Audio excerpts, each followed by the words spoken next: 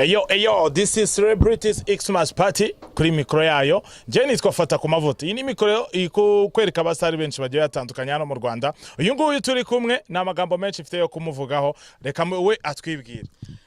Yo tell me baby gane ngaho ngenda ko beshaka. Remember you come kubishaka. Ngwabakobwa beza badiho. Umutima ntubadiho. Yo, this is Rafiki from the Choga ANC man, we must shop the place. Blah blah blah blah blah. Yeah man. Ari machoka nkunda uburyo wivuga man. Yeah man, it's a fire band man. You know, turi ntare. Achoka iki ni kitaramo kigomba kuba kutariki 25 ibyamamare byose nyarwanda bizabihabaye. True. Yeah, Celebrities Xmas Party. You don't have to miss the blood clot party. Yeah man, we're gonna be there.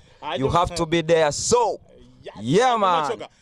Urabona bino bintu bizashoboka guhuza ibyamamare byose nyarwanda, abakinnyi ba filime, abakinnyi b'umupira w'amaguru, abahanzi, abakinnyi b'amagare, abamodo, abamisi. Yeah, ndumva ni ibintu byiza abantu bari barategereje igihe kinini.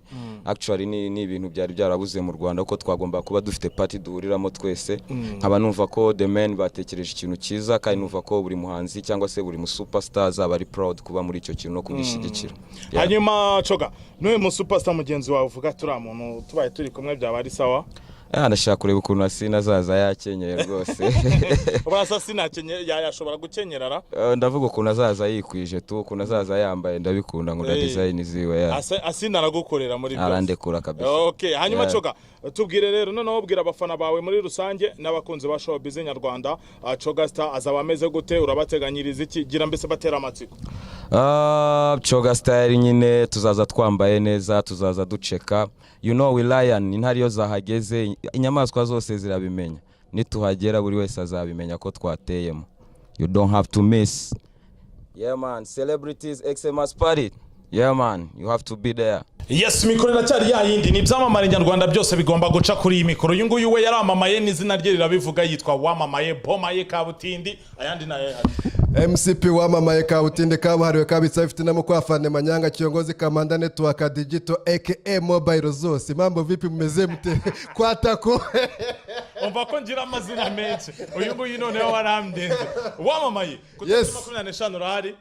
Ku itariki 25 sasa. Neka tubanze tubyumvikaneho.